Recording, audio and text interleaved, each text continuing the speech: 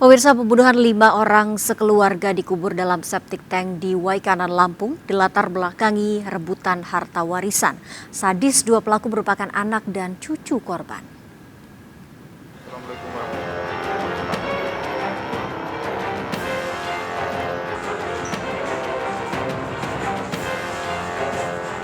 Assalamualaikum warahmatullahi wabarakatuh.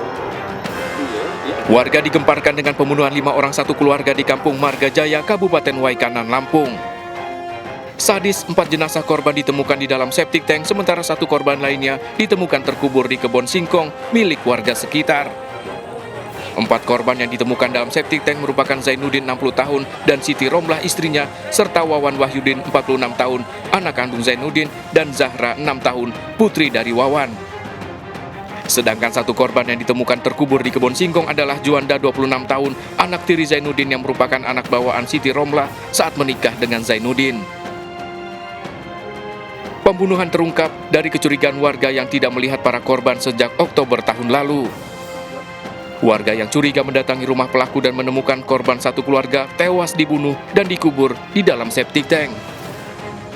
Ironis, pelaku pembunuhan ini ternyata E, 40 tahun yang merupakan putra bungsu dari Zainuddin, serta Dewe, anak dari E, yang juga cucu Zainuddin. Untuk mengelabui warga, pelaku menutup sumur berisi 4 jasad keluarganya dengan coran semen seolah septic tank. Kepada pelaku, warga sempat menanyakan keberadaan para korban dan disebutnya sedang pergi ke gunung. Polisi meringkus kedua pelaku, E dan Dewe, anaknya, saat bersembunyi di Kabupaten Lampung Selatan.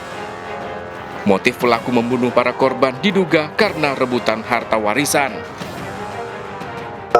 D ini mengakui melaksanakan pembunuhan bersama dengan bapaknya, saudara E ini. Dari hasil integrasi didapat pengakuan bahwa yang bersangkutan juga telah menghabisi ataupun membunuh kakak kandung dan keponakannya. Kepada polisi, tersangka mengaku 4 korban dibunuh Juli tahun 2001 lalu, sedangkan korban Juanda dibunuhnya 2 pekan lalu. Sementara korban Zahra yang masih berusia 6 tahun dibunuh pelaku lantaran menyaksikan pembunuhan Zainuddin dan istrinya, serta Wawan, ayah Zahra. Dari tangan pelaku disita barang bukti besi yang digunakan untuk membunuh para korban, handphone, dan sebilah kapak. Kedua pelaku bakal dijerat pasal pembunuhan berencana dan terancam hukuman maksimal, hukuman mati.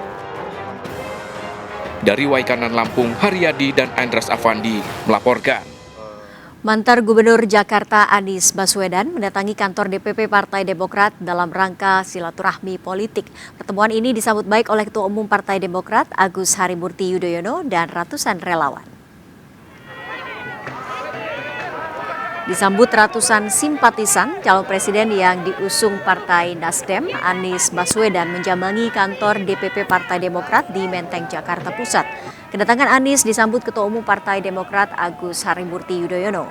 Kedatangan Anies di kantor DPP Partai Demokrat sebagai silaturahmi politik, sekaligus membahas pembentukan koalisi dan kerjasama politik dengan Partai Demokrat. Pertemuan ini diharapkan menghasilkan kesepahaman antara Partai Demokrat dan Anies Baswedan sebagai calon presiden dalam pemilu 2024 mendatang. Setelah ini Anies akan menyambangi PKS untuk menjajaki pembentukan koalisi yang mengusung capres Partai Nasdem ini.